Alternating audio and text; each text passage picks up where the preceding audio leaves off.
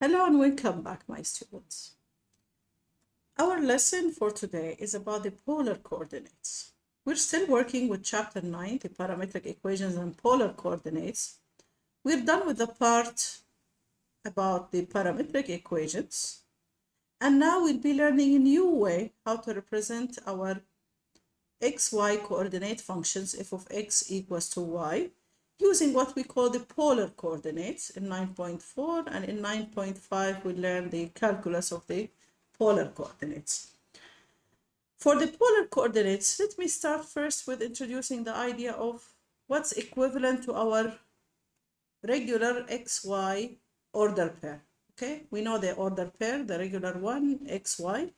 What would be corresponding to this xy coordinate in the polar coordinate? For that specific reason, we'll use the distance, okay? We'll use a distance r from that point to the origin, okay?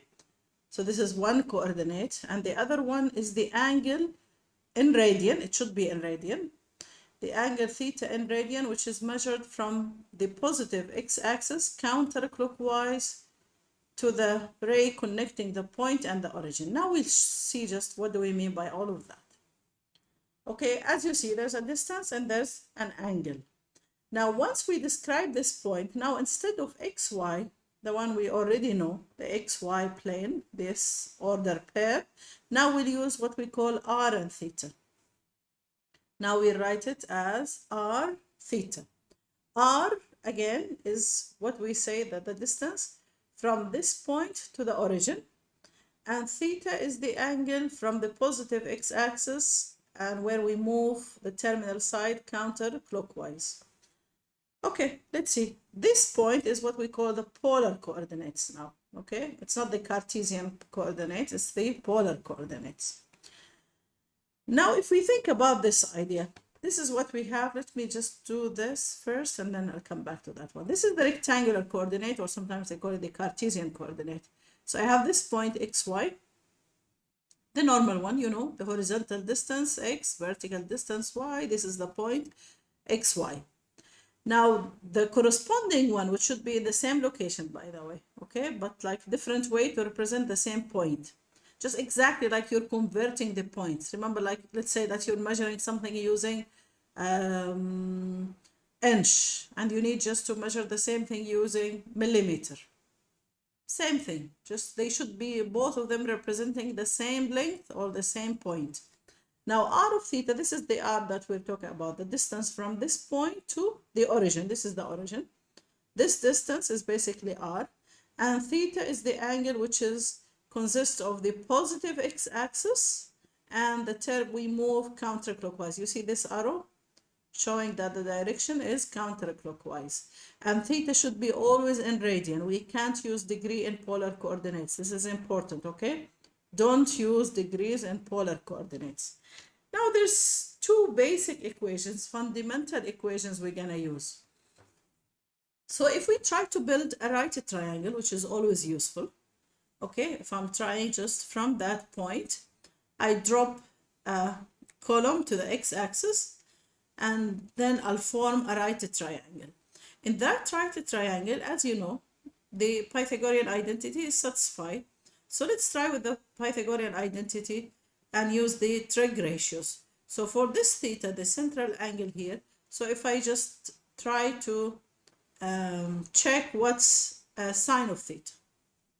Sine of theta would be the opposite over the hypotenuse. And this is equals the opposite here, the vertical one is y. The hypotenuse is r. So if I solve this equation for y, I'll get y equals r sine of theta. If I do the same thing for cosine, it's the adjacent over the hypotenuse, and the adjacent is the horizontal distance, which is x. The hypotenuse is r. If you solve this equation for x, you'll get it equals r cosine of theta. And this is from where we got these two fundamental equations in polar coordinates. So remember always, x equals r cosine of theta, y equals r sine of theta. Okay. Now, the other two equations, which are really also useful for us, is r squared. This is basically Pythagorean identity. R squared equals x. This is r squared, the hypotenuse, equals x squared plus y squared. Now, if I need to find tan, same way, just as before. So tan of theta, it's equals the opposite over adjacent, which is equals y over x. Okay, or sine over cosine, same thing. So now we need just to know, we have to learn these fundamental equations whenever we deal with polar coordinates, and it helps us in converting between the two systems. Okay, from rectangular to polar or vice versa. Now let's move ahead, see what do we have next. Now we start with the first question. We need first to practice how to plot these points. We know how to plot the points in XY coordinate. This is basic, you've learned this at the school. Now we need to learn how to plot the point as r theta. Now this point is in terms of r theta. This is the polar coordinate. So the first coordinate is r, the second one is theta. This is always the order. Now, what I always advise you to do, start with theta rather than r. It's much easier. We start always with theta. Theta, remember, it's the angle formed by the positive x-axis, and we're moving counterclockwise. So this is our initial side, always the positive x-axis. Now, if the angle is 0, so basically we're still on the same place. We're still at the positive x-axis. This is the angle 0. So no movement. Now, r is 2, which is the distance from the origin. This is the origin. If I take the distance as 2, so this is the point. So this is the point in the polar coordinate, which is 2, 0. Okay, it's not xy. This is r theta. This is r of theta. But luckily, in this time, if you think about the Cartesian or the rectangular coordinate for this point, it's still the same, 2, 0. Now let's move to the second one. Here I have, again, this is r, this is theta. As I advise you, start always with theta. So I'll start from the positive x-axis up to positive y. This is 90 degrees. This is pi over 2. The positive y-axis, I reach to pi over 2. And the distance is a 3 from the origin. So it's 1, 2, 3. This is the point. This is the point 3 pi over 2.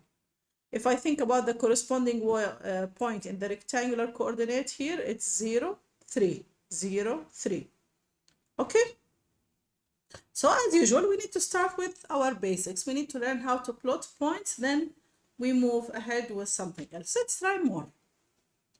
I have this question. Again, I need to practice plotting points. So this is r, this is theta. Now this is important here. I'll start with theta as pi over 2, just as I did before. It's the positive y-axis. It's the positive y-axis. Now, once I see r as negative, okay, remember it's the distance from the origin to that point. But if r is negative, that means it's the opposite side. That's why I always tell you start with theta. So theta is pi over 2, which is the positive y-axis. So this is the point if it's a 3. Since it's negative 3, so that means it's the opposite side. So the point should be from the other side. 1, 2, 3. This is the point negative 3 pi over 2. Okay, so now let's understand again. Recall. We begin with theta. If r is positive, you stay the same location as theta. If r is negative, you need to move to the opposite side. Always the opposite side. Okay, that's good. Now check this point. 2 pi, okay. So theta is pi, 180. This is pi. We start from x. If I need pi, I'll be here. This is pi, the negative x-axis. And we need r to be 2. So this is 1, 2. This is the point. 2 pi. Hopefully this is clear how to plot points. Let's see what do we have next.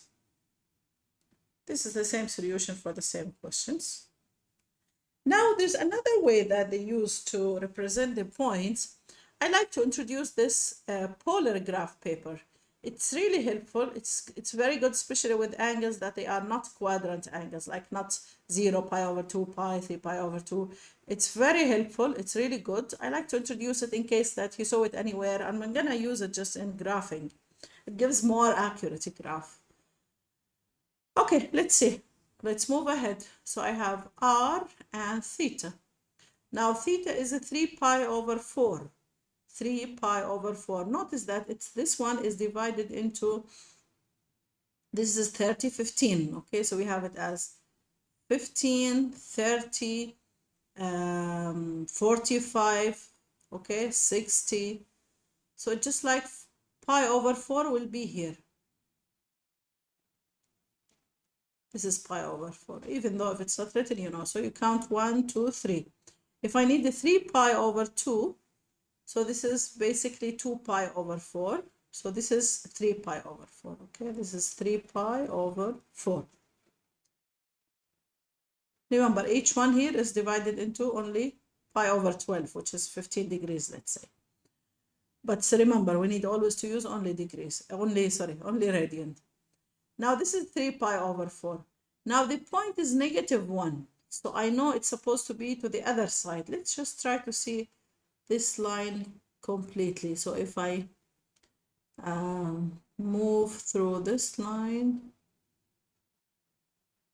so this is the opposite side, just to make it clear. It should be a straight line.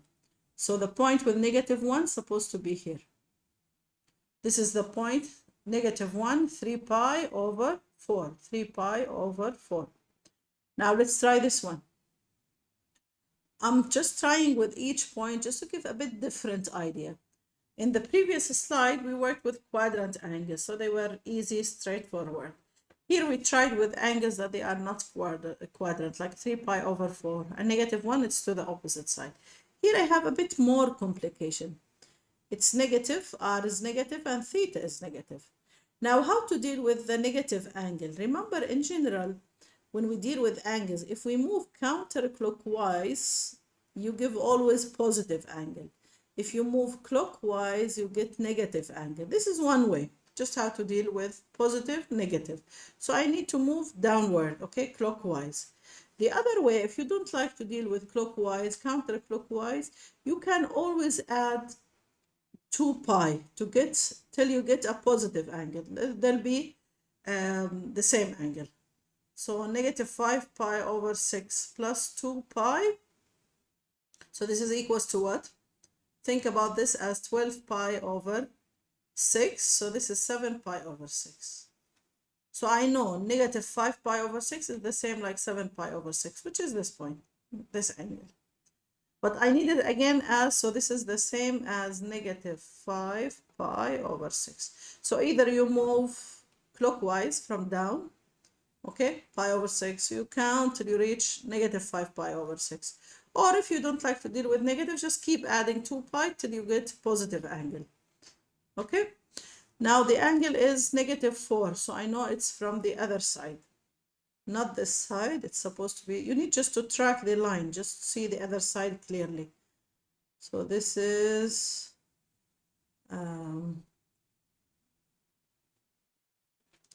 okay, so it's supposed to be the point -4. So this is 1, 2, 3, 4, this point. So this is the point -4, -5 pi over 6, -4, -5 pi over 6. Okay. Now we need just to move a bit forward. I guess now we understand the idea of the polar coordinates, just how to plot them. Now what I need to do with you next is something like this. We're still working with the conversion. So I need to find what's the polar coordinates that represent this rectangular point. Okay? So I have the rectangular point. Remember, when they tell you that this is the rectangular point, so I understand that this is xy. And we need to find the polar coordinates. Try always to read the question completely, check what's given, what do you need to find. This is xy as a rectangular point, and we need to find r of theta. This is what we need to find. Okay, so I need to find r theta. Okay, what can we do? We need to think about the equations that we have. How can we start with them? Which one is useful if I have x, y? Now remember the equations. We have r squared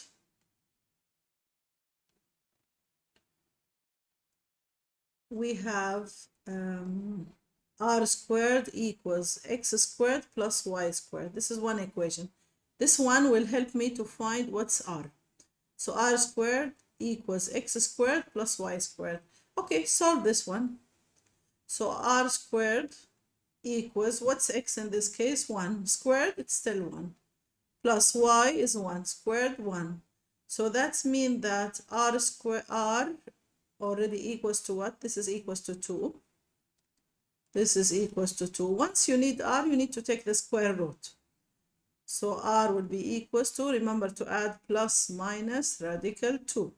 So I have two values for r. Always you should have two values. This is important. Remember, you should always get two values. Remember the rule that x squared, if it's equals to c, then x equals plus minus radical c. Okay, don't forget this one to solve the perfect square. Now I know what's r. It should be either plus radical 2 or negative radical 2. Fine, good. Now I need to move to the next step. Now we know the values for r. Now I need to try to find the values for theta. It's more tricky just dealing with theta. Now how can we find the values for theta? I need you just to check with me. Now I have, for theta, I need to use the other equation, which is tan of theta equals y over x, okay? And this is equals to y over x equals to 1. Y over x equals to 1.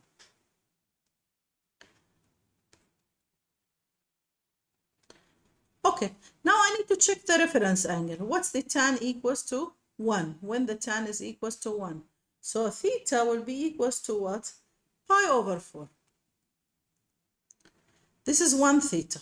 Pi over 4. Just use your calculator. Shift tan 1, it's equals pi over 4. Always the other angle should be on the other side. So let's say pi over 4. It's already where? In the first region. This is pi over 4.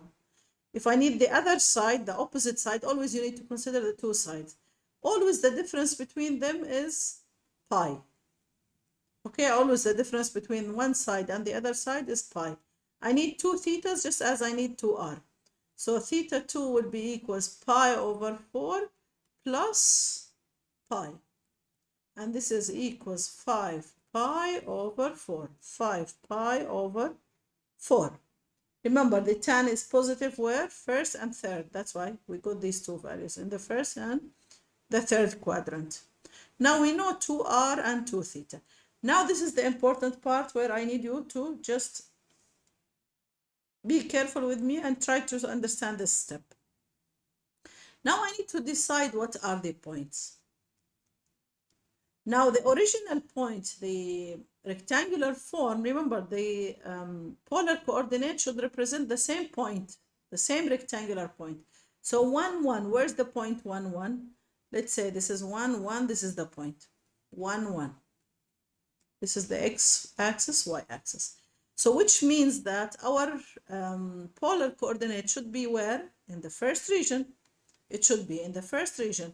Now you need to decide the combination yourself. So what should be the points? Remember the form, it's r theta. Okay, so the first point, let's say I took theta as pi over 4.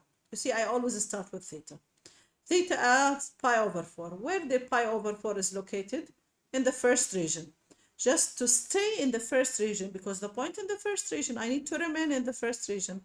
So this r should be the positive one to stay in the first region. So I'll take the positive r.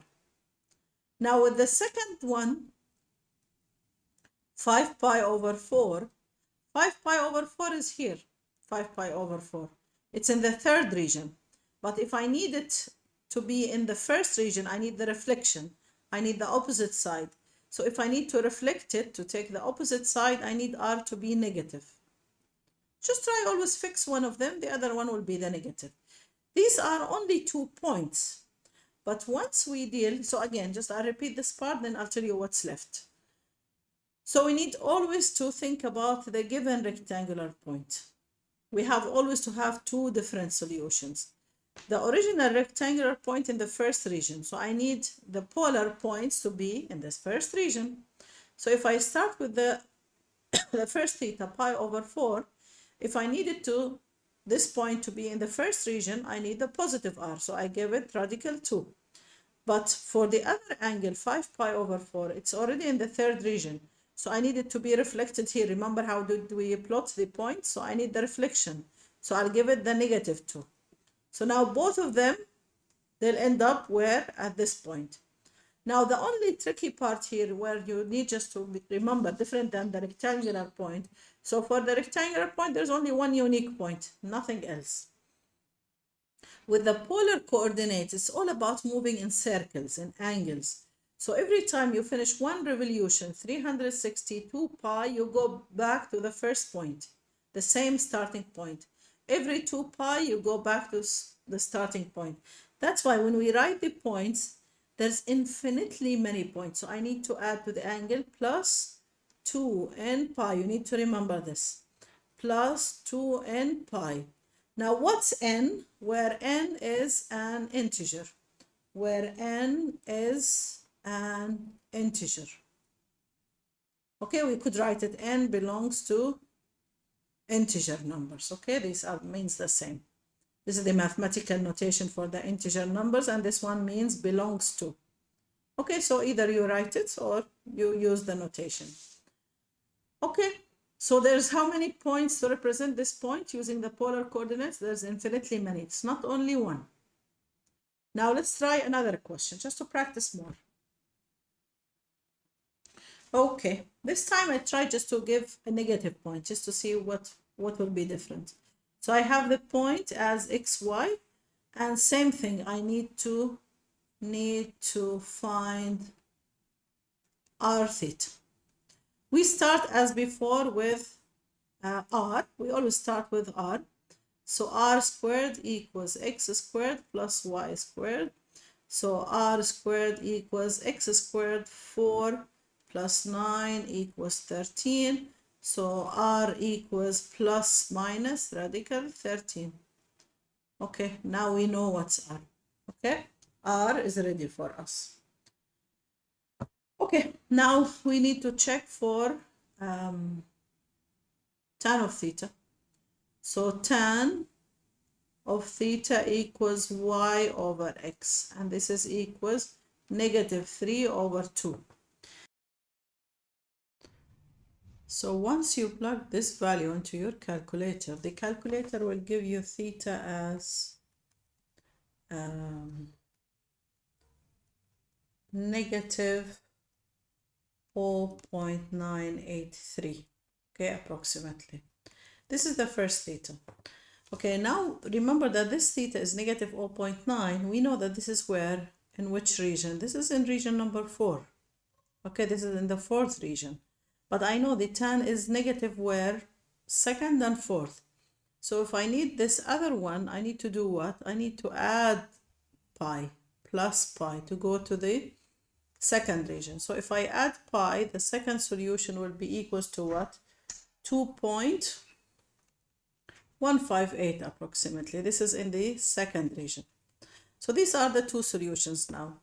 Now the only part left is just to write the solutions. What will be all the points?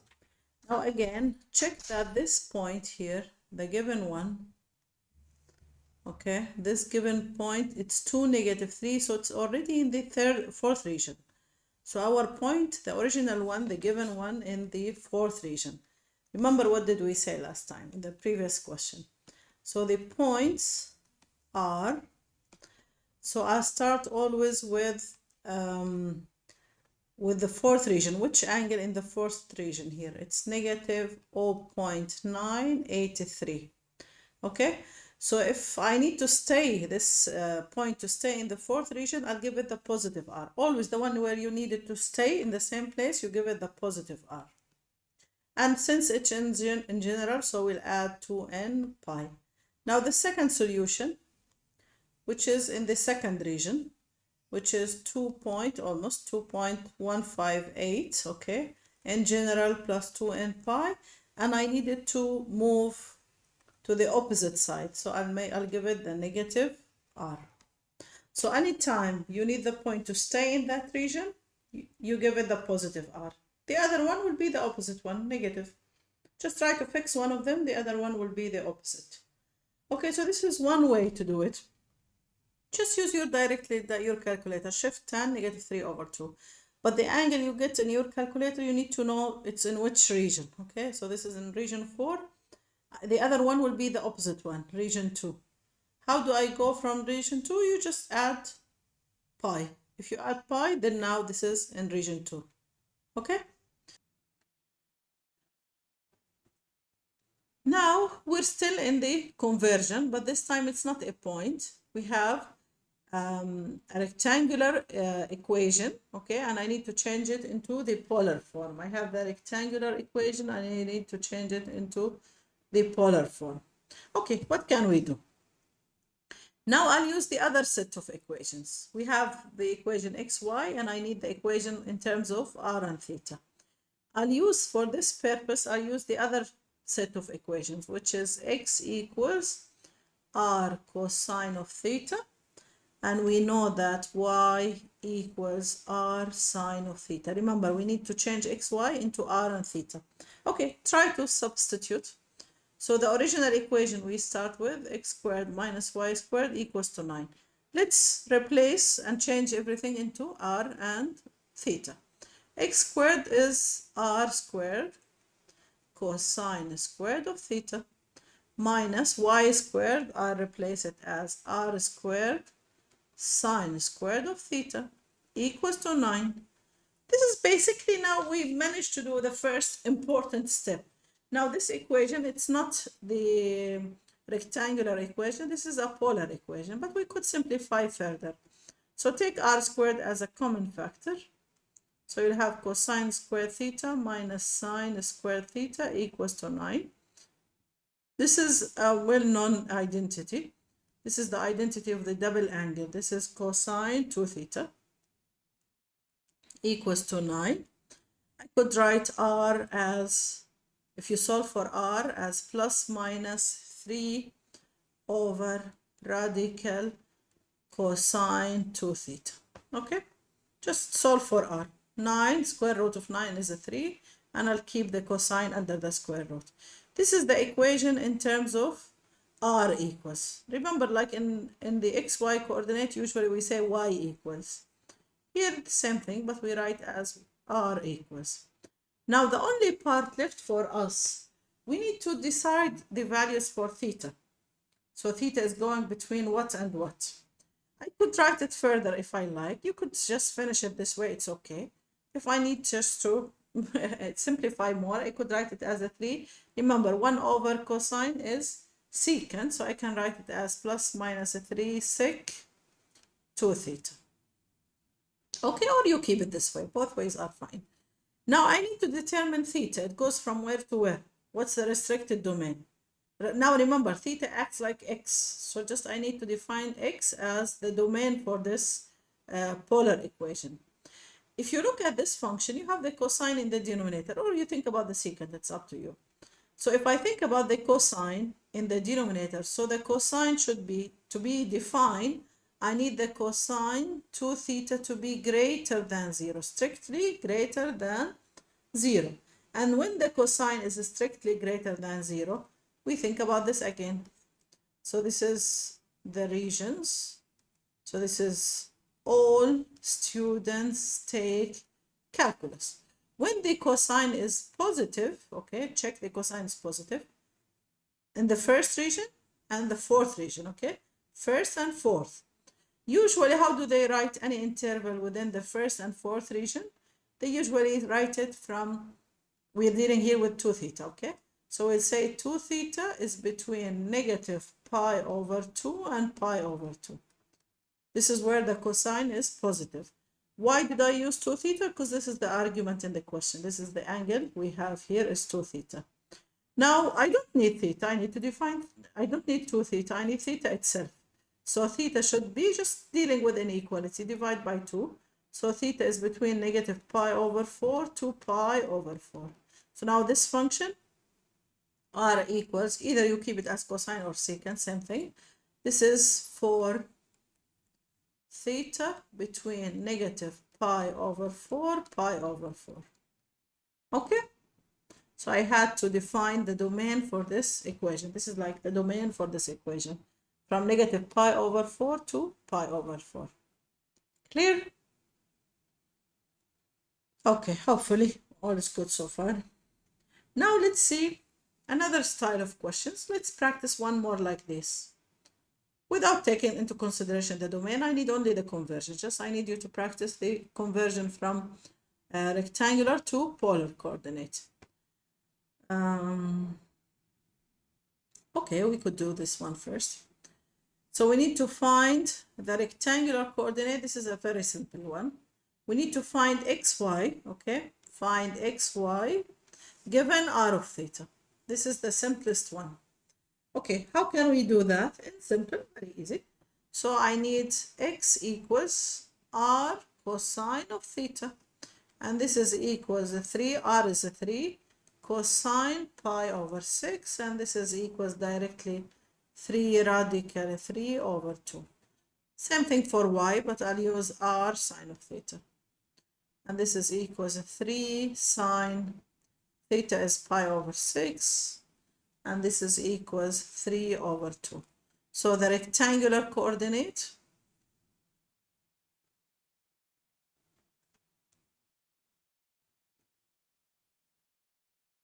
is 3 radical 3 over 2, 3 over 2. So this is the easy case. If I have the polar point, I need the rectangular, it's straightforward. Okay, see what do we have next. I have here one extra question just to practice changing from rectangular into polar, okay? But here no need just to discuss all the domain and everything, just I need you to practice the conversion. I have 3x minus y plus 2. If I think about the use of, I need to use x equals r cosine of theta and y equals r sine of theta. This is what I'm planning to use in this conversion, okay? I always use x r cosine, y r of sine. Okay, let's try. So x is equal to 3 r cosine of theta minus y r sine of theta plus 2 equals to 0. Remember, we're trying always to solve it as r equals. So if I factor out r from these two, okay, so this is r 3 cosine of theta minus sine of theta. Here it's not a common factor, I could move it to the other side. This is equals negative 2. Remember, final result should be r equals. So this is r equals negative 2 over 3 cosine of theta minus sine of theta. So this is defined everywhere where the denominator can't be equals to 0, okay? These two can't be equals to each other. If I move to b, I'll do the same thing. So y squared, I'll use the same two equations. Y squared is equals to r squared sine squared theta equals 9. X is r cosine of theta. Okay, good. I need to solve for r. In this case, I can divide by r, by the way. If I divide the whole equation by r, is it okay? Yes. Remember, you're not allowed to divide by 0, but we know that r can't be equals to 0. It's a length, the distance, so it can't be 0. Else we're talking about only the origin. So if I divide by r, so I'll get r sine of theta equals 9 cosine of theta. Solve for r, so r equals 9 cosine of theta over sine of theta. And I could write it as 9. So here I have this is sine squared, sorry. This is sine squared. So r is equal 9 cosine over sine, which is equals to cotan. And I have 1 over sine, which is cosecant. Remember, this last step is optional. It's up to you. You could keep it into cosine and sine. Okay, see what do we have next? One extra question. Fast one. I have y equals 5x. So y is r sine of theta, 5 r cosine of theta. I need to solve for r, remember. I could divide by r for the same reason. R can't be equals to 0. Then I have sine of theta equals 5 cosine of theta. So here there's no r anymore. I cancel out r. So if I just to write it like nicely, so I could write it sine of theta over cosine of theta equals to 5, which means that tan of theta equals to 5. And later on you'll see that this is the equation of a straight line. This is the equation of straight line, even from the original one. Y equals 5 over x. So anytime I have only tan of theta equals to a number, so this is a straight line equation. Try this one more. Same thing, I have x squared plus y minus 1 squared. So I could write it as, this is part D. So I have r squared cosine squared theta plus y is r sine of theta minus 1, all of it squared equals to 1. Okay, good. First one as it is, no changes. This one is basically perfect square, so you could expand it as, remember this is like a minus b, all of it squared. So this is a squared minus 2ab plus b squared. Okay, so this is r squared sine squared theta minus 2r sine of theta plus 1 equals to 1. Okay, let's try to simplify more. This one is r squared cosine squared plus r squared sine squared. If I take r squared as a common factor, so I have cosine squared plus sine squared minus 2r sine of theta. Notice that this one can be cancelled with this one, equals to 1 with 1. And I have here sine squared plus cosine. This is also equals to 1. Okay, so let's see what we end up with. So this is equals to 0. So now I have only r squared minus 2r sine of theta equals to 0. Okay, if I can divide by r does not equal to 0. You see, I'm justifying why did I divide. So I could now easily write it as r equals 2 sine of theta. And if you think a bit about the original one, this is clearly an equation of a circle. And later on, you'll see during this section, you'll learn that anything like r equals a sine of theta, r equals a cosine of theta is basically a circle. Okay, it's an equation of a circle. Okay, now we'll do the opposite. We'll have the polar form and we need to change it into the rectangular form. So as you see now, everything we're doing in 9.4 so far is practicing how to convert, to understand the two different systems. So we started with how to plot a polar coordinate point only. And then we learned how to change from polar points into rectangular point or vice versa. Now we're dealing with equations, how to change from one form to the other. Now the next questions here will be converting from polar form into rectangular form, okay? From polar into rectangular. To get the rectangular form, I need just to change them into x and y.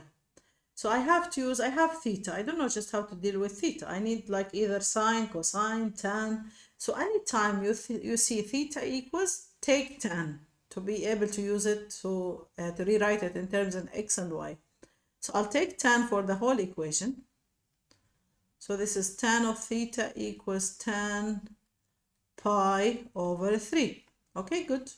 So tan of theta equals tan pi over 3 is basically radical 3. Remember, the target is rectangular equation. I need only x and y. So the tan, we know from the fundamental equations we used before, is equals y over x. And this is equals radical 3. I need to write the equation in terms of y equals radical 3x. So this is the linear equation. Remember, as before here, I told you that theta equals is always a line. Same thing here. Theta equals, it's in the end, we end up with a linear equation. Now let's see the next one. The next one, part B, needs like more calculation. It needs a bit more time. So let's see just what to do with B. To work with B, I have only R. Remember the useful equations, especially the second set. I need tan of theta equals y over x, and the second equation was r squared equals x squared plus y squared. These are the two equations I use to convert from polar into rectangular. Now I have r. R is not useful. I need r squared. How can I get r squared if I have only r? I can square both sides, right? One way. Or I can multiply both sides by r. Just the opposite than what we did before. We used to do what? Divide by r. Here, I'll multiply by r. Okay, so if I multiply the whole equation by r, this is part B, so I'll get r squared equals 3r cosine of theta. Now, r squared is basically x squared plus y squared. And this is equals to 3. What's r cosine of theta? We know this one. This is equals to x. So now we're almost done. The equation is just written in terms of x and y. But we need to simplify. I need to see this is an equation of what? If you remember from the previous slide, I told you any equation looks like r equals a sine of theta or a cosine of theta. It will be a circle. So I'm expecting a circle. How do I write the form of the circle? Remember, with circles, I can't deal with this format. The circle, the general form of the circle should be x minus a squared plus y minus, let's say, b squared equals r squared, where AB is the center of the circle and r is the radius. So I need to get something similar to this. Okay, how can I reach this format? If you look here, let's add the x's together and the y's together. X minus 3x plus y squared equals to 0. To get something similar to this form, I need to do something what we call completing the square. I need to use the idea of completing the square by completing the square. Okay. How do we complete the square? Remember always, I need to do 2 times completing the square. Or here, no need for 2 times, it's only 1 for x.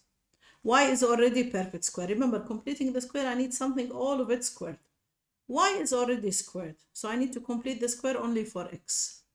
For x, the leading coefficient here is 1 already, okay. So what I need to do is only add b over 2 squared plus minus, where b is the coefficient of x. Remember the general form of the quadratic equation, ax squared plus bx plus c. To complete the square, I need to add and subtract b over 2 squared. But in completing the square, they usually ask for a to be equals to 1. If it's not 1, then I need to divide everything by a. But here, luckily, it's already 1. So now what's b over 2 in this case? b is negative 3. Over 2 squared, this is equals 9 over 4. So I need to add and subtract 9 over 4. Okay, let's do that. So I have now x squared minus 3x plus 9 over 4, okay, minus 9 over 4 plus y squared equals to 0, okay.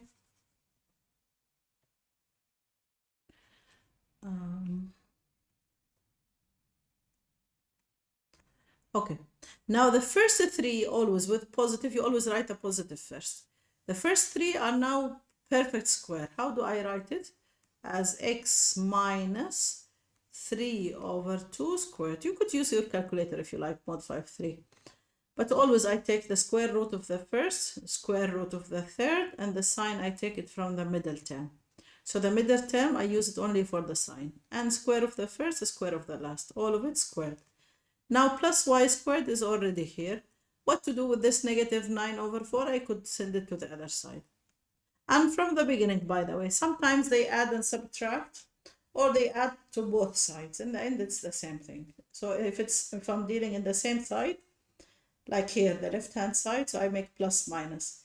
If I need to work with both sides, I'll add to both sides. So let's say that you have A. So either you say plus C minus C, it still equals to 0. Or I say A plus C equals to 0 plus C. You see, same idea. Still the same value. So either this is if I start with A equals to 0, let's say. So either I make plus minus or plus here, plus there. Okay.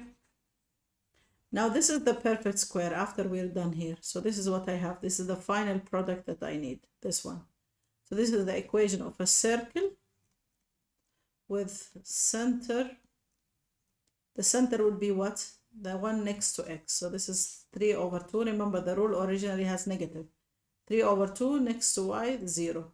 And the radius will be equals to 3 over 2. Okay? So remember the general form of the equation of a circle. Let me write it down here. It's x minus a squared plus y minus b squared equals r squared. R is the radius, AB is the center. AB is the center. Okay? Hopefully this is clear. This is the case of the circle. Now if we practice one more, okay, this is one more, just to master this idea a bit more. If I need to change from polar into coordinate, I'll use the same idea. I'll discuss the solution with you. So what do we have here? So this is r. If I have only r, it's not useful. I need r squared. How to get r squared? The idea, multiply the whole equation by r. All of it times r. Okay, so I have now r squared negative 6r cosine of theta plus 2r sine of theta. This is good. R squared, we know this is x squared plus y squared. R cosine, R sine are useful for me. So R cosine is y, R sine is, or it's the opposite here. So let's do it here better together. So this is, maybe there's a typo error over there. So now I need just to practice one extra question, okay? Just by completing the square. I have this equation. So I have r equals negative 6 cosine of theta plus 2 sine of theta. I need to get r squared, okay? So what can I do here? Is just I'll multiply the whole equation times r. This whole equation times r. Okay, so what do I get? R squared equals negative 6r cosine of theta plus 2r sine of theta. Now r squared, we know this is equals x squared plus y squared equals negative 6. R cosine is what? X. Remember, the cosine is always with x. Plus 2r sine is y. Okay. Now I know it's a circle, okay? I know that this will be a circle, but I need to complete the square. So I need to rearrange it. X squared minus 6x plus y squared. I'll put x with x and y with y equals to 0. In order to complete the square, I need to, now I'll add to both sides just to make it easier. So I'll add here what? This is equals, let's make the equal a bit far away, equals to. I need to add b over 2 squared. b over 2 squared. b in this case is negative 6 over 2 squared. If this is equals to 3 squared, 9. So I need to add 9. Instead of plus minus, I'll add it to both sides. It's easier. Plus 9, the other side plus 9. I'll do the same for y. So plus y squared plus 2y. Here b is equals to 2. So this is 2 over 2 squared, and this is equals to 1. So I need to add 1 here, 1 there. So this is plus 1 plus 1. Okay, perfect. So now we are done with completing the square. We prepared it. So now this is equals to, the first 3 is a complete square. These 3 complete squared. So x, remember, we prepare the bracket squared. We take the square root of the first x, square root of the last 3, and we borrow the sign from the middle one, minus the 3.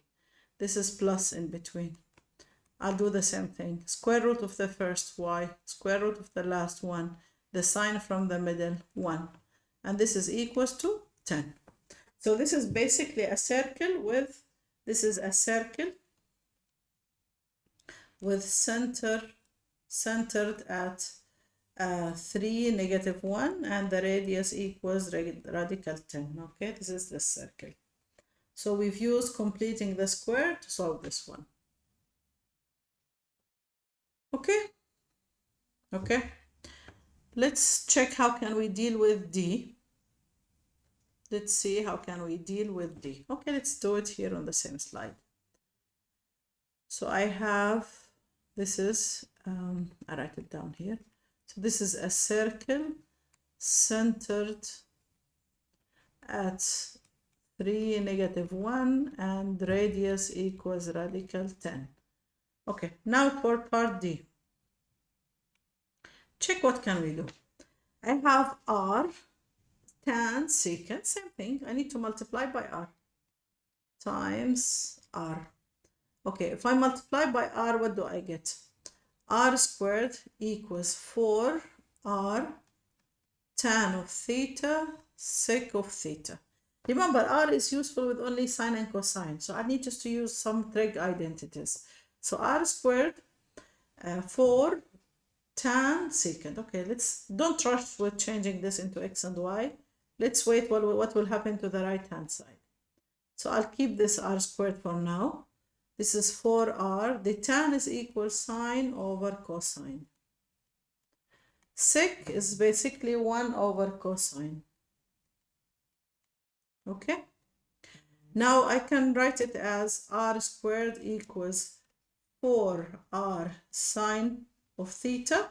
Down I have cosine squared of theta. Okay, r sine of theta is useful. Cosine squared alone is not, but I have r squared there. I could use cross multiplication. Okay, I can use cross multiply. So this is equals r squared cosine squared of theta equals 4r sine of theta. And this r cosine is x squared, so this is x squared equals 4. What's r of sine is y. So I could write it as y equals a parabola, x squared over 4. Okay, so this one just has a bit, these two questions you need just to think. This one you have to complete the square.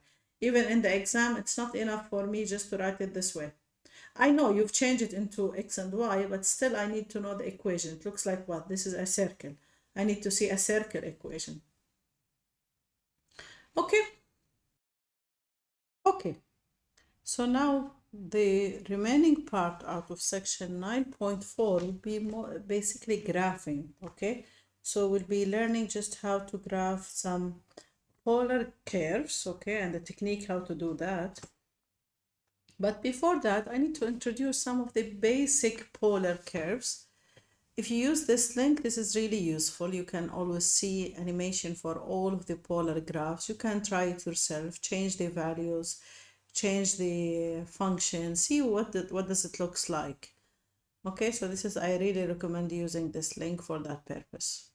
Now, some of the basic polar curves, one of them is r equals to a. So if I have it like r equals to 1, r equals to 2, these equations are always represented using a circle. We can easily see that this is a circle, okay?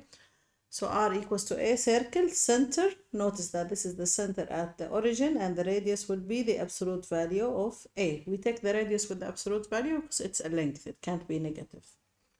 Now, if I think about theta equals to theta no, theta equals to pi over 3, theta equals 5 pi over 4, any other value. This is basically, we have it as a line which passes through the origin, okay? A linear equation that passes through the origin. theta equals theta naught. Now I just introduced this slide where it has like some of the parent polar graphs that you have to know. Once you see the equation, you need to expect it looks like what. So the first one, as I introduced in the previous slide, is r equals to a, which is the equation of circle centered at the origin.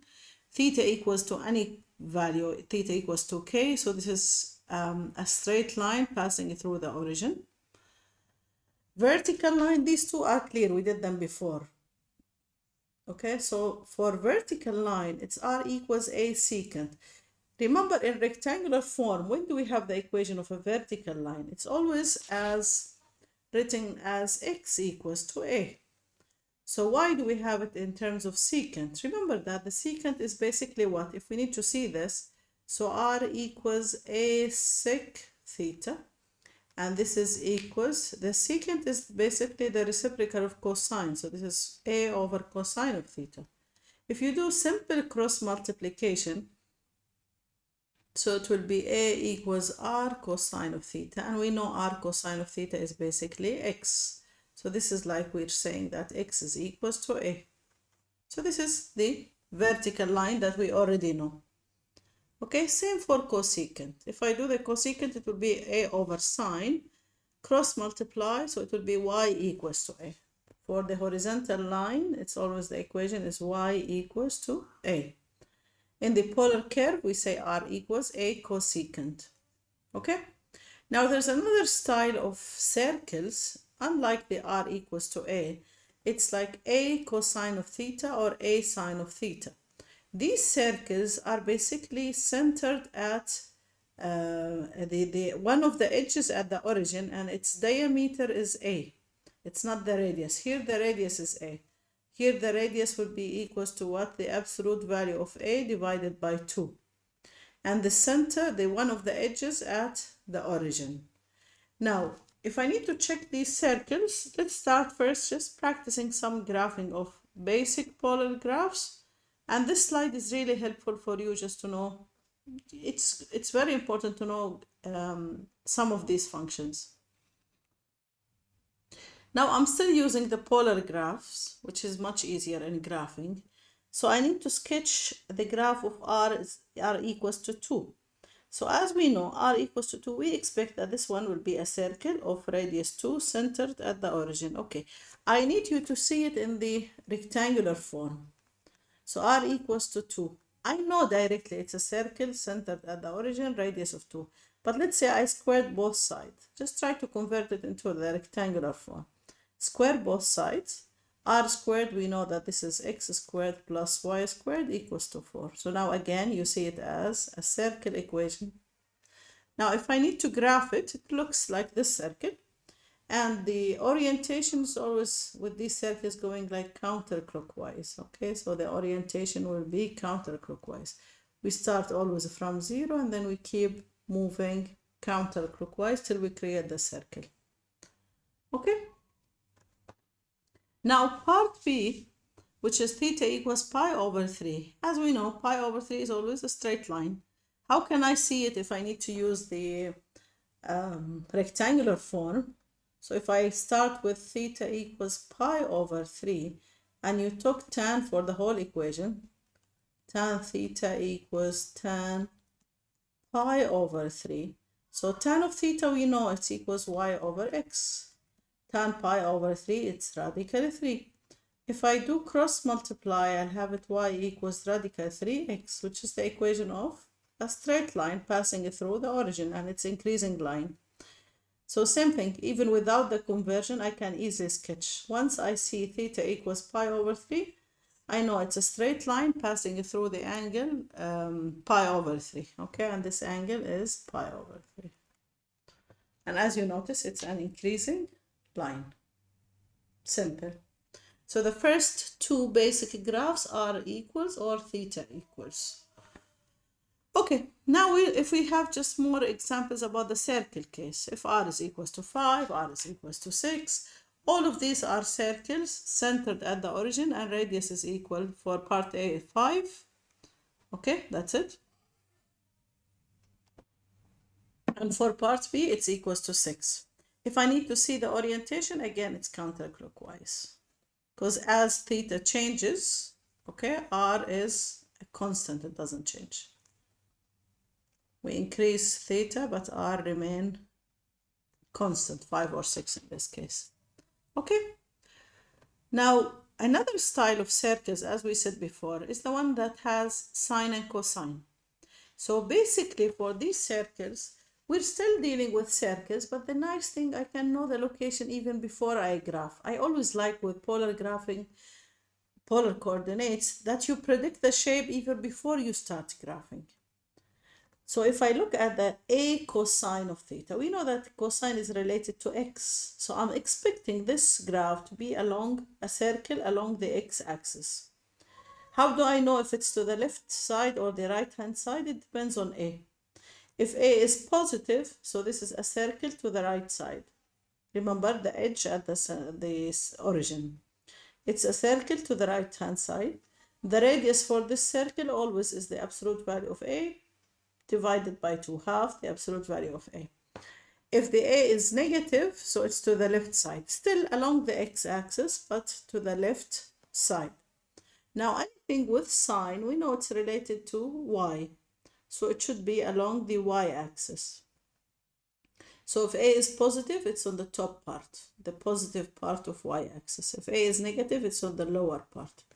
Okay, so by this, even once I see the equation, I predict the result. It looks like what? Like this example, I have r equals 7 cosine of theta. So directly, before even I graph, it's cosine, so it's to the right. The diameter is equals to 7, and I start from the origin.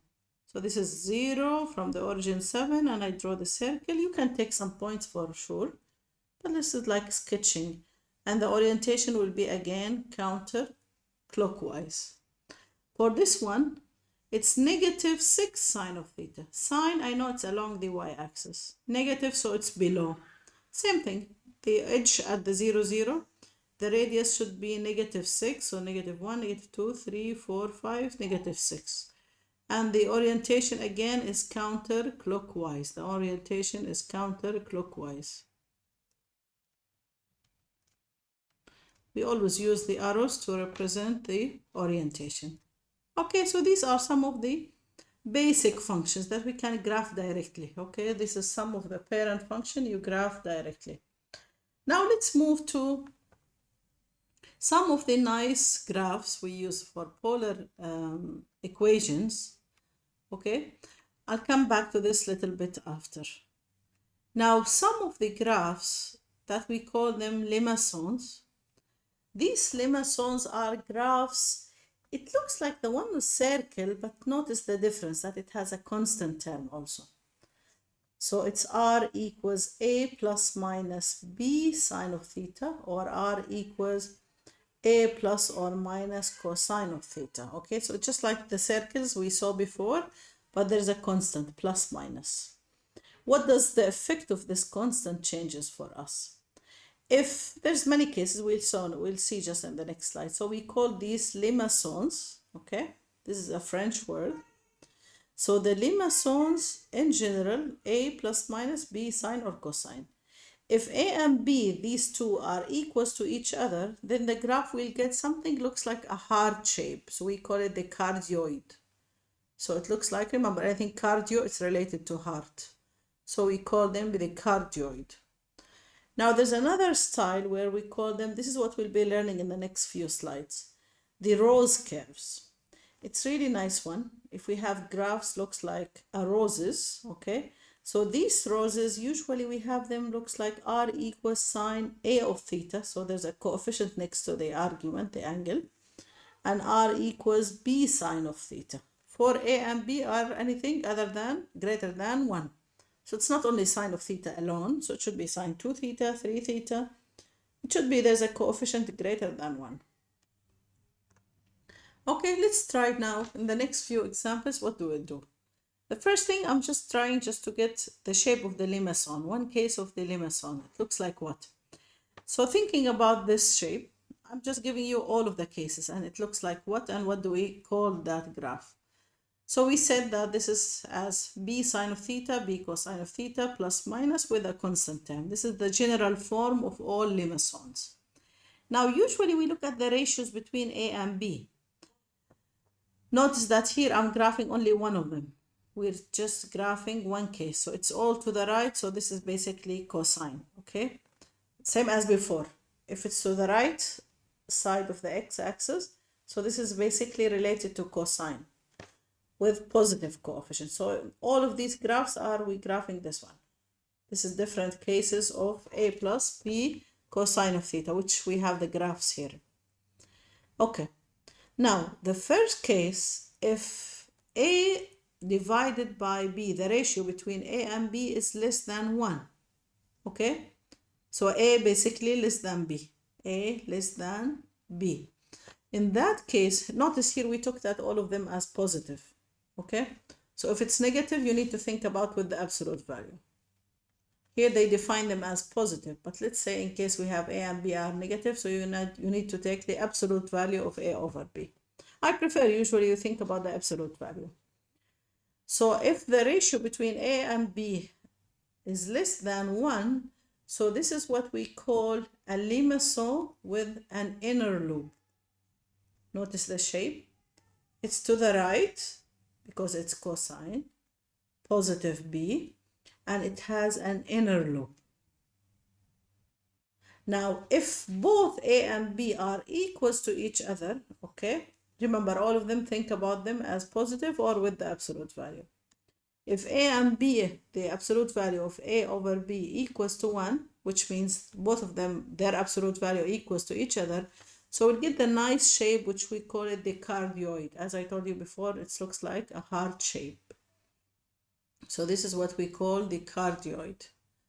Now, if the ratio getting bigger, the difference between a and b, so if a divided by b is between 1 and 2, notice that this is now a limason, but with a dimple with no inner loop. So we call it like dimpled limason. Okay? Notice if the ratio getting bigger and bigger, the shape looks more like a circle. We lose the loop. So if there's a over b is greater than or equals to 2, okay?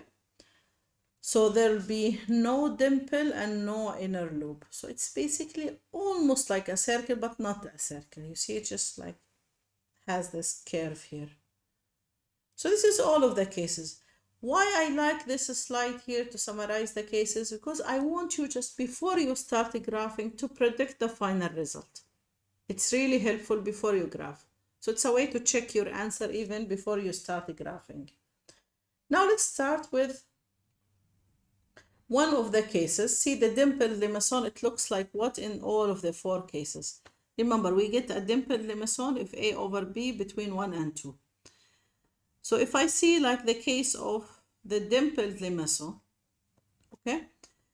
So I need just always to check, just as before we practice with circles. So I look at the coefficient. Here they consider a and b to be positive, okay? So if both a and b, this case is a greater than 0, b greater than 0. So if it's a plus b cosine of theta, so the cosine here and it's positive.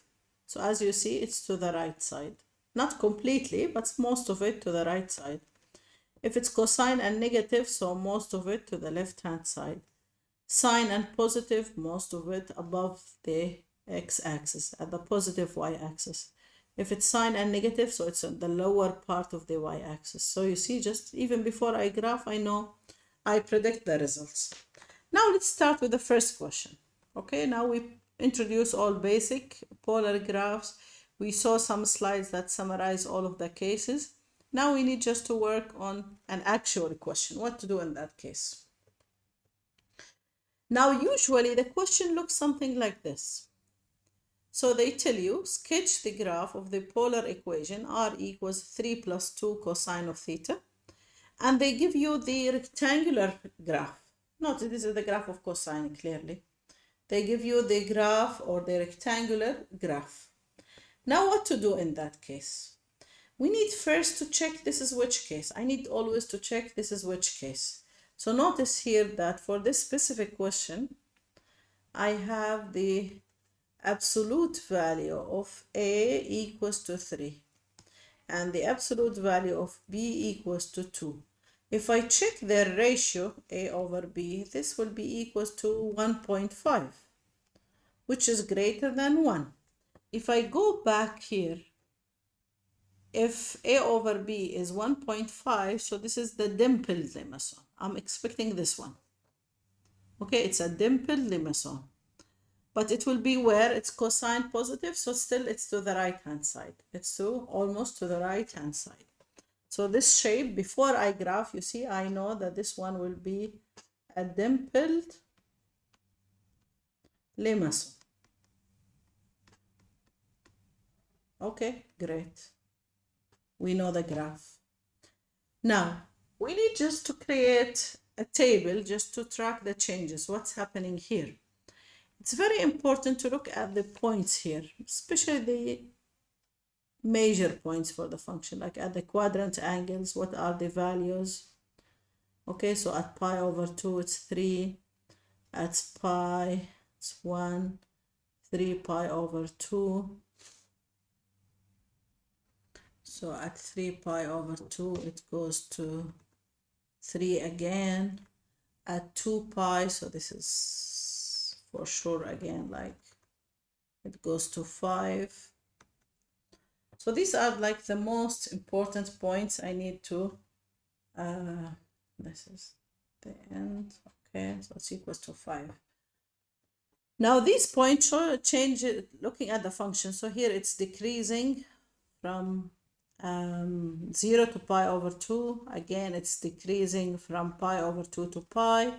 It goes up again between pi to 3 pi over 2. And again, increasing from 3 pi over 2 to 2 pi. Okay, that's super good.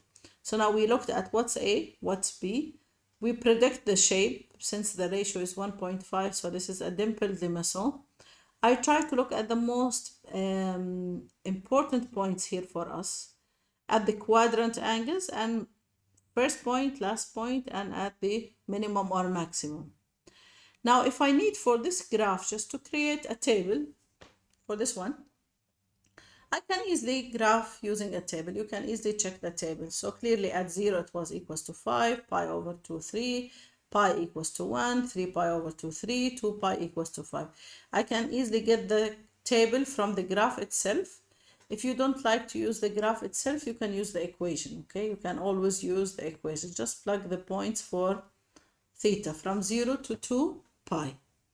Now, once I have the table and I have the points, I can start graphing. The easiest way to do it is this way. So what I can do, okay, I can start with the first point, 0, 5. Remember how did we practice before? We said we start with theta and then with r. So 0, 5. So the angle is 0, but the point is 5. So this is 1, 2, 3, 4, 5. So this is my starting point. This is the first one. And then we move at pi over 2 to 3. This is pi over 2. So the point will be 3. 1, 2, 3. This is the point. So it seems my first step looks something like this. So I remember the shape. It should look like a dimpled limacon. So let's say something like this. No need to find a lot of points in between. So this is the orientation. I start from this point to this point. Now let's try to continue. Now at pi, it's equals to 1. This is pi. The point is 1. Okay? So I'm trying to create the shape that we know. So it should be something like this. Okay, so this is half of the shape. And I know that this is symmetric. Okay, so the other half will look the same. But let's practice for this one. Just how do we do it? So now I need one extra point. 3 pi over 2, 3. This is 3 pi over 2. 3, so it's 1, 2, 3. And the last point, 2 pi, it goes back to the starting point. Remember, this is 0 and this is again 2 pi itself. So I'll try to graph something symmetric to this. So this is equals to this up to here. And then I continue my way down to the starting point. and this is the shape. So it's very easy to follow. You can always click on the link just to check the animation using the GeoGebra. Okay? So it's as we predicted. Let's try one more. Now what can you use? It's up to you. Either use the table or you use the graph itself to graph it. It's up to you. I'll try with the question. Sometimes I use the graph, sometimes I'll use the table. Now let's try one more. This is the same question. Okay, so we have a dimpled limestone. Later on, I'll show you why do we need the period and the scale. Let's just have it a little bit after. Now, let's check another question. I have 2 minus 2 sine of theta. 2 minus 2 sine of theta. Let's just look at the most important points that we have here. I need at 0, it's 2. Okay. And I need at pi over 2, 0. At pi, remember, you can always take a vertical line and see it cross it where? At 2, 3 pi over 2, it will go way till 4. And at 2 pi, it goes again to same starting point, which is 1. At 2 pi, it should go back again to this point. Okay. Now, if you track the changes, so the graph is decreasing here, then goes increasing, increasing, decreasing. If I need to create the table, so this is theta r. So if theta is 0, pi over 2, pi, 3 pi over 2, 2 pi. If theta is 0, clearly it's 2, and then this is 0, this is 2, this is 4, this is 2 again. Now I need to graph it. Okay, I could graph directly using the graph again. I'm creating the table and the graph, and then it's up to you to use one of them. Now, let's start graphing. I'll use now the table, okay? The graph itself. I'll convert from rectangular into polar directly. So I have 0, 2, 0, 2, the first point, okay? 0, 2. Okay, 0, 2. At the angle 0, it's 2. So this is my starting point.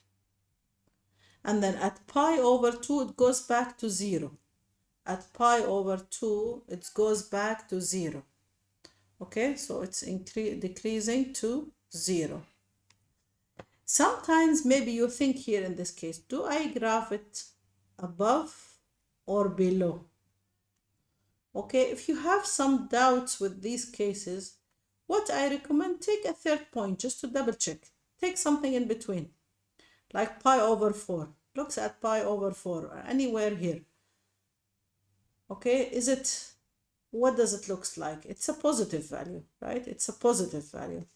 So at pi over 4, it's something positive. So it should be above, not below. Okay, it's above, not below.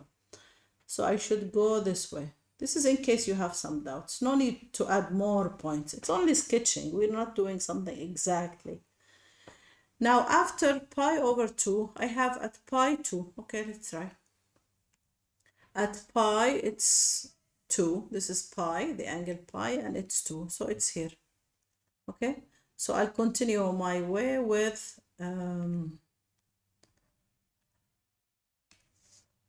we continue up to here. Notice in between pi over 2 and pi, it's also positive. So it's above. So the function goes this way, this way. So it seems that we have the top part of the heart. Now the third point would be 3 pi over 2, 4. Okay, 3 pi over 4, 3 pi over 2, 4. So it's 1, 2, 3, 4. And lastly, we'll go back to the origin. So now I'll finish the heart. So I'm coming from this way down to here. Okay, and then back to my starting point. Okay, so this is the heart. Fine. So it was very simple. From the shape, I know it's a heart. So remember, even before the cardioid, So from the shape, I know the absolute value of A equals to 2, the absolute value of B equals to 2. So the ratio between them is equals to 1. So I'm expecting that this shape will be a cardioid. Okay, so the shape is basically a cardioid. Fine. Now see something else. This is the same question. Okay. Now we have this graph, which is 1 minus 2 sine of theta. If I start preparing, this is a case which is, I usually call it with a twist. The one with the loop, you need to be careful how to deal with it. Okay, the rest are simple. The one with the loop, you need to be careful. Now, what's the difference in case with the one with the loop? First, you need to decide this is the one with the loop case. So I'll do what? 1 minus 2 sine of theta. So A here is equals to 1, B is equals to 2. If you try the ratios between them, it's half, which is less than 1. So I know this shape is the limaçon with a loop. And this is always the question with a star. Now, what's the star in this case? There's only one change here. What do we need to do? I have to know the zeros, okay? When the graph crosses the x-axis, like these points. Usually you have this Cartesian graph or the rectangular graph given for you. So we know the point 1, pi over 2, pi at the quadrant angles. It's all simple, decreasing, increasing, increasing, decreasing. But once we have some zeros, which are, we see them in the graph as the x-intercept, I need to know always, remember this point, anytime we have a zero, so we should go back to the origin. So you have to include the zeros in your table. When you create the table, you have to include the zeros. How do I get the zeros? Very simple, easy. Solve this equation. This is sine equals to half. If you make it equals to 0, then the sine equals to half. Use your calculator to get the first one. So shift sine half equals to pi over 6. And the sign is positive where first and second. So the second solution will be 5 pi over 6. Remember always the solution. How do you find them? In the first region, it's exactly what you get in your calculator as the reference angle. In the second region, we always say pi minus your reference angle. In the third region, it's pi plus the reference angle. Fourth region, it's 2 pi minus the reference angle. How do I get the reference angle? Using your calculator. Shift sine half. And we have always to take the reference angle with positive value. So what's the meaning of reference angle? It's the acute angle, okay? It's the acute angle which formed by the positive x-axis and the terminal side. So that's why it's always acute angle, less than 90, less than pi over 2. Okay, so now I can solve the solution here. I know it's very simple. You can easily find it. So this is pi over 6. The other one will be 5 pi over 6. Okay, I have the two solutions. These two, I should include them in my table. So usually what do you use in the table? The quadrant angles like 0, pi over 2, pi, 3 pi over 2, 2 pi. Now I have to include the zeros in their correct locations, okay? So pi over 6 is between 0 to pi over 2. We put it here. Even if you look at the graph, you know easily the location. So this is the first 0, this is the second 0, between pi over 2 and pi. So we locate them. Now, how do we graph using this table or the graph itself? This is what we need to do. I look at the graph, okay? See how do I start graphing? I know this case, it's a limaçon with a loop. Okay, how to deal with this? Let's start with the starting point. At 0, it's 1. At 0, it's 1. Okay, that's it. And then I have a 0. Anytime you have this 0, you need to go back to the origin. And in between, it's positive value. So it's above the x-axis. You see how do I know? I need to go back to the origin. In between, it's positive, so it's above the x-axis. So I go this way. From this point to this point. Okay, this is my starting point.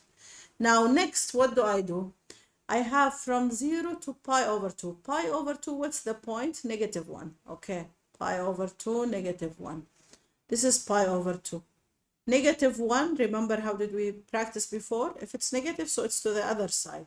So this is negative 1.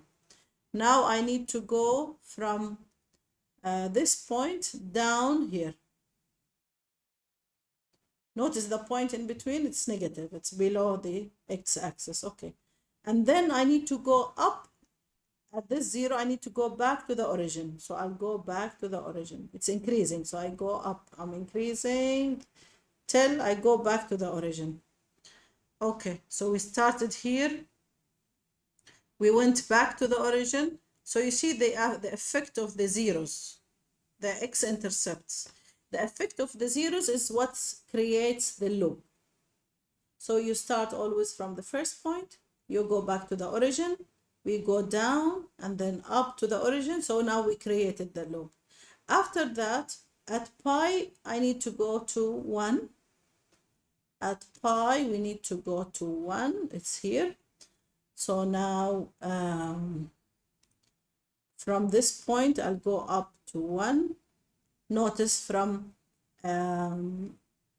this point to pi, it's positive. That's why it's above the x-axis. Now after that, at 3 pi over 2, it's a 3. 3 pi over 2, it's here, it's a 3. 1, 2, 3. So this point is 3. Now we need to finish the shape. We expect the result. So from here, I come to this point, okay? And then back to the starting point. Just this one needs to be a bit, okay, so back to the starting point. And this shape is basically a limaçon with a loop, a limaçon with a loop. Okay, so this is one way. Another way, if you find it hard, this is clear how did we go the path. So let's try to follow using the highlight. So we started, I need the highlighter. Yeah, it's on. So I start from this point, I went to here and then down and then back to there. We went up to here, we went down and then back to the starting point. Okay. If you find it hard to do it like one by one, point by point, sometimes I recommend that you do this way. You take the most important point. This is another way how to do it faster if you like. So I'll take the most important points, which are 0, 1. Okay, I start here. I know I'll go to the origin, and then at pi, it's again equals to 1. At 3 pi over 2, it's a 3. You see, I just plot the most important points. And then I have at pi over 2, we had it as 1, so it's -1, it's to this side. You see, usually the graph of the limaçon with a loop, it needs 5 points. It needs 5 points. And then I can start graphing. So you see, just I start from 0. I know that from 0 to 1, it's positive. So it's above the x-axis. So I start from here. I go up to this point. I create the loop. Then you go up. Then you go there. And then you finish the shape and try to make it as symmetric as you can. Now, if I need to see the orientation, it looks like this. Down, then up. If you like this way, maybe it's easier. So you have your basic points, all of them, you plot them and you start graphing one by one. You go with the shape. Did you see how did we make the loop? You start from this point. You always go down, back to the origin, and then you finish the shape. If the loop, let's say to the right, same thing. You start from one point, okay? And then you start creating, let's say that we have the loop somewhere, we graph from the right. So I start from here, I go down, I create the loop, then I go up, and then I finish the shape. You see, just always the same way. Okay, see next now. What do we have next? So this is like question with a twist. Remember, this is the only case so far that I have to check the zeros. You have to include the zeros in your graph. And what's the effect of the zeros? It takes you back to the origin always. Anytime you reach 0, you need to go back to the origin. Okay, see now the next, what do we have? This is the question with the loop. Now the last part here is the graph where we have roses. So when do we have a rose? We said that the cases where we have a rose is basically when the curve looks like r cosine A cosine n of theta. r equals a sine n of theta. So basically it looks like the equation of the circle. What's the only difference if you compare it with the circle? That you have this coefficient for the angle here. There's n. So it's not only cosine of theta, it's cosine 2 theta, cosine 3 theta, sine 5 theta. So there's a coefficient for the angle. In that case, if there's a coefficient, then we get what we call rows. It looks like, you see, this is like nice roses. Now the graph looks a bit different. It depends on two things. We look at the n, the coefficient for theta, okay? If this n is odd number, okay, if it's odd number, then I'll get n leaves for that rows. So the number will be exactly the same. So let's say n equals to 3. Look here, we have rows with 3 leaves. If n is 5, I have a rows with 5 leaves. So odd makes the same number of leaves. If n is even, so I'll create double the number of leaves. So let's say n is equals to 2. Look at this rows, it has 4 leaves. If n is equals to 4, it has 8 leaves. Okay? This is the first remark. It depends on n, how many leaves you're going to get. Now, the other point that we need to always check, that the length of the leaf is always equals a, the coefficient outside, a sine n of theta. So always the length of the leaf equals to a. The length will be equals to a, the absolute value for a for sure. We can't have it as negative. Now, the shapes with the cosine, if you look at the cosine cases, look at this one, second and the third, both of them with cosine. The one with cosine, if you look at each leaf here, you'll find that one petal is symmetric to the x-axis.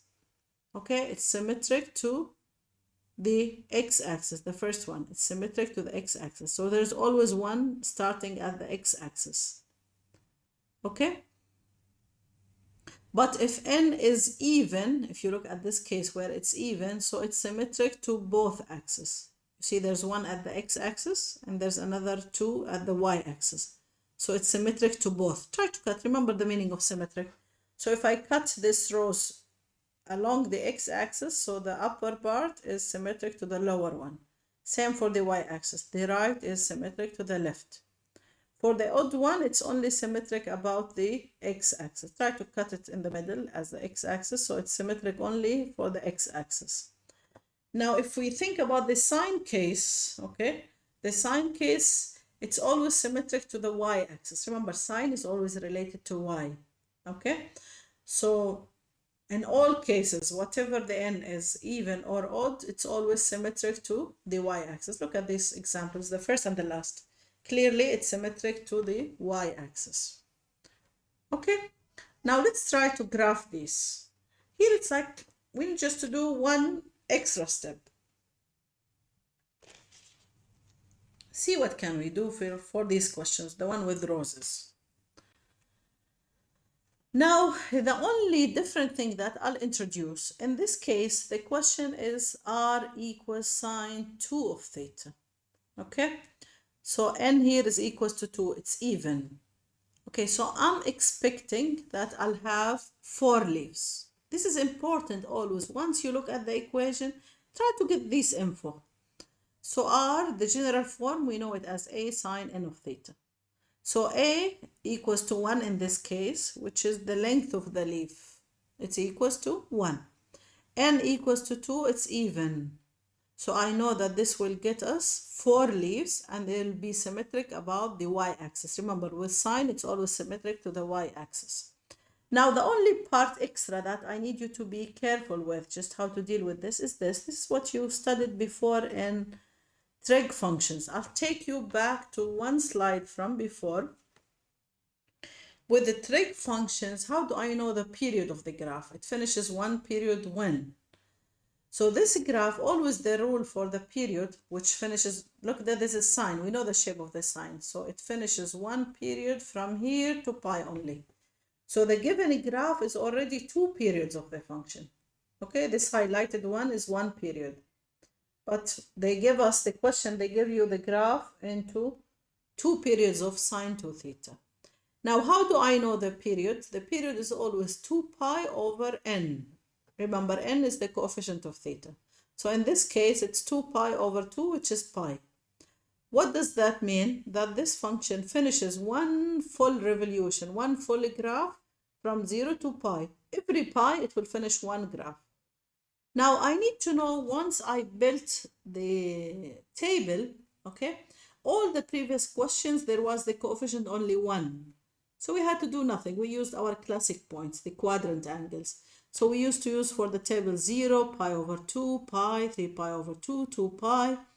But in this case, anytime you have a coefficient greater than 1 for theta or anything other than 1, I need to consider the scale of my table. Remember, what do you mean by the scale? What do you add every time? Okay, so for the scale, usually before we used to add only pi over 2. But here the scale is different. So this is the scale. What do you add every time? So the scale is always the period over 4. Period over 4. So the period is pi divided by 4. It's pi over 4. You can write it easily if you like. So the scale is equal. If I need just to do the rule for here. So it's pi over 2n, if you like to do it directly. So the scale is pi over 2n. Okay. So the scale in this case is equal to pi over 4. So I need to build the table with every time pi over 4. So 0, pi over 4, pi over 2, 3 pi over 4, pi, 5 pi over 4. You need just to finish up to, what's the question give us? Up to 2 pi. Okay, we need just to go through it till the question reached to 2 pi. Okay, now these are the most important points. There's one before for sure here. These are the most important points. You see, usually what are the points that we locate in order to graph? We need the x-intercept, and we need the starting point, last point for sure, and we need the maximum and minimum. Okay, these are the most important points we need when we graph. Now let's see how do we graph. So we have the table. Either you use the table or the graph, by the way. It's up to you. Now, if I have this the functions here, notice again the most important point that we talk about. 0, this one important, this one I need to know, this one I need to know, this one, this one, this one, this one, this one. So the one in between, if it's not showing, I need to know what's this point. So here this maximum is at pi over 4, okay? This is important. This one, it's at 3 pi over 4. This one will be 5 pi over 4. This one will be 7 pi over 4. Okay, these points are important for us. Okay, so after we have the most important points that we need, let's start graphing. For this purpose, I'm not going to use this one because it's so small. I need the rows to be a bit clear. So I'll use this one as 1, okay? So I use the scale that this is half, this is 1. Fine, so 2 small circles is 1. Now I'll start with the first point I'm showing is 0, 0. So I start from 0, 0. And then at pi over 4, it goes to 1. This is pi over 4, 1, okay? And then back to the origin. At pi over 2, we go back to the origin. Now, how do I see this if I graph it? See now, I start from 0. It's above the x-axis. It's increasing. So it goes up to this point. And then we go down. You see, decreased. This is where it's increasing. I make it increase to this point. And then it decreases there up to pi over 2. So it goes down again. Now, what should be? This is the first leaf, you notice? Now, after that, at 3 pi over 4, it goes to -1. 3 pi over 4, where's this 3 pi over 4? -1, so it's to the other side. So let's say this point. Okay, that's good. So we have this other point. Now I need to go from the origin into, we were here, so I need to go up to 3 pi over 4. So I'll go to 3 pi over 4.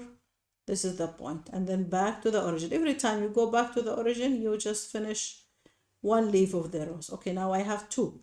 Remember, we're expecting 4. So we did the first one, up, down, and then I went down and then back to the origin. Now we reach to pi, which is 2 leaves, you see? This is the first one, this is the second one. Now we need to build the third one. At 5 pi over 4, 5 pi over 4. This is the 5 pi over 4, that's it. So the point should be equals to 1, which is here. Okay. So now from the origin, okay, we start from the origin, I need to go back to this point. And back to the origin. So it's always easy to go back, you make it like 1 leaf. Now the last one. At 7 pi over 4, it's -1. Where's the 7 pi over 4? This one. If it's -1, so it's to the other side. So this point should be here. So now we end up at here, we go to this point, and finally we go back to the origin. So you see, it's very easy to see the orientation. So let's track what we did. Remember, you can always click on the link to see the animation.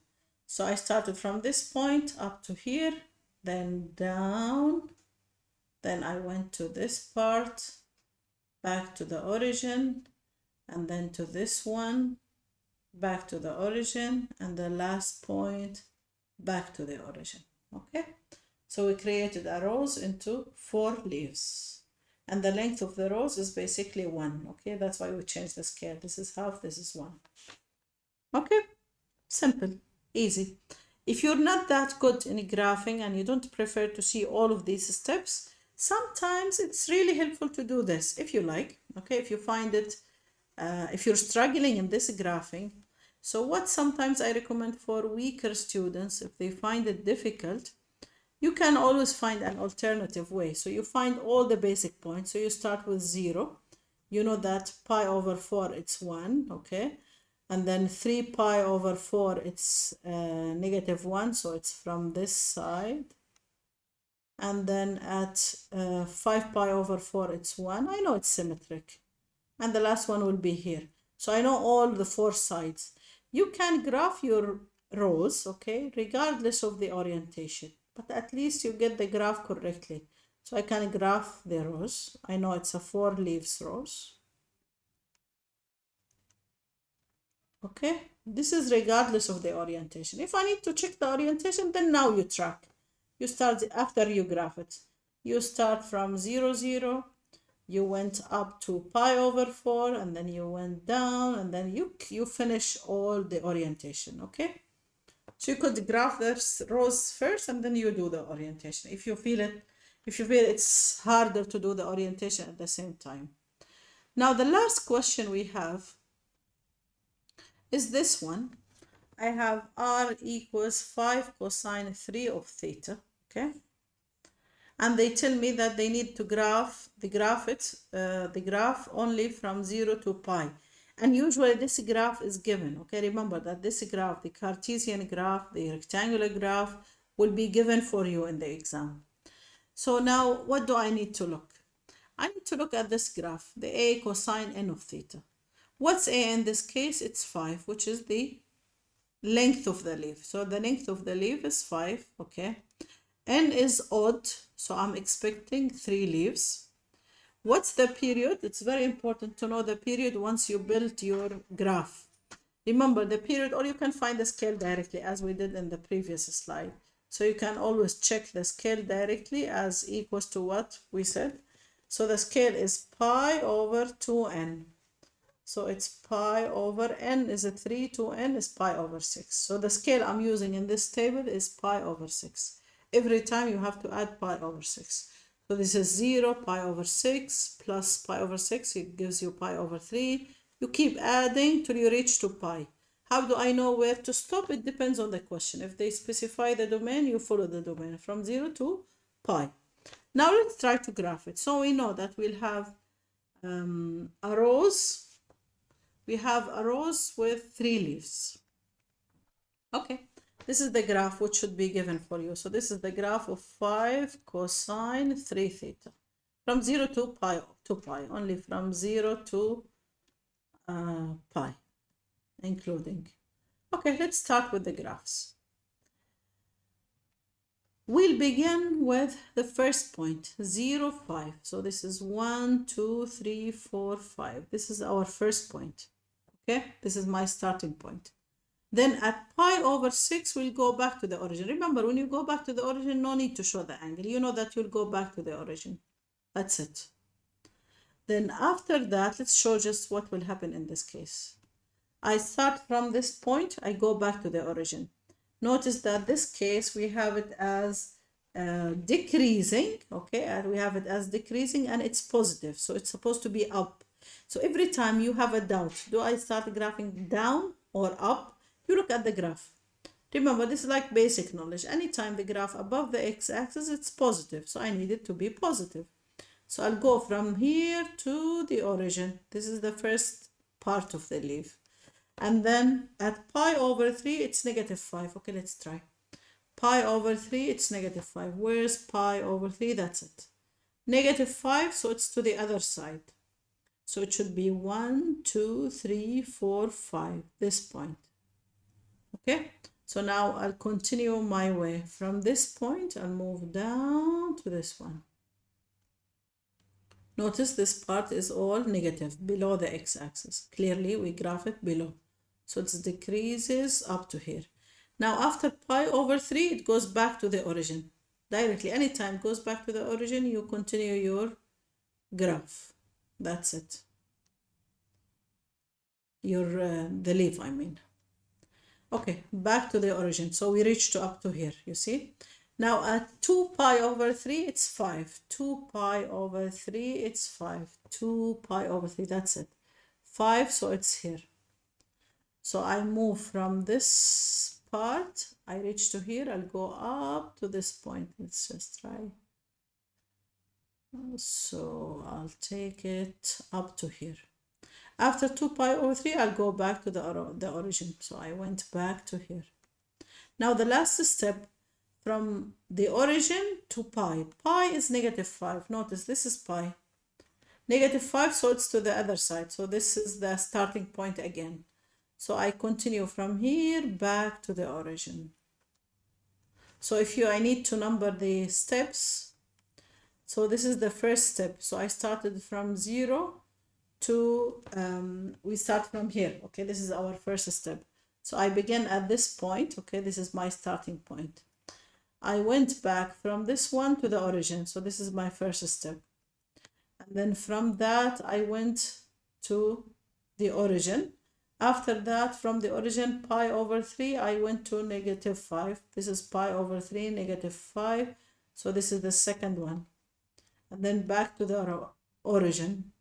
And then I went up. This is step number 4. And then down, back to the origin, 5. Lastly, I went to the starting point. So you see the steps, 1, 2, 3, 4, 5, 6. Again, if you're not that good with the orientation and you don't want just to lose the mark of the question because you don't know how to do the orientation, just as I said before, you can always do the graph of the circle, the leaves directly. Okay, so let's say I'll erase this. Okay, so you start with the major points and you need to know to graph a leaf of a rose with 3 leaves. So you do the first one regardless of the orientation. Okay, this is the first leaf. Try to make them symmetric, or the same size, I mean, and symmetric to the x-axis. That's it. I can do the orientation after. You start checking this one, and then you went down, you went to the side, you went up, you went down, you went back to the origin, you see? So you can always start with the graphing and then finally you do the orientation. If you feel more confident to do this way, it's also good. So it's up to you in the end. So that's all about the graphing of the polar graphs. It needs practicing, okay? Anytime you don't have this polar graph paper, you can always do what, by the way? Let's say that you were given only the normal XY coordinates. According to the scale, so let's say that the scale is pi over 6 or pi over 3 or whatever. You start to split the area. So I start to split it, let's say it's pi over 4. I'll split it this way. If it's pi over 6, I'll add 2. So you can always do the split according to the scale you have. If this graph paper is not given. So there's still a way you can do the graph. But honestly, for the polar graph, I prefer that we use the polar graph paper. It's much easier, clear the graph, and it will be accurate. So that's it for today.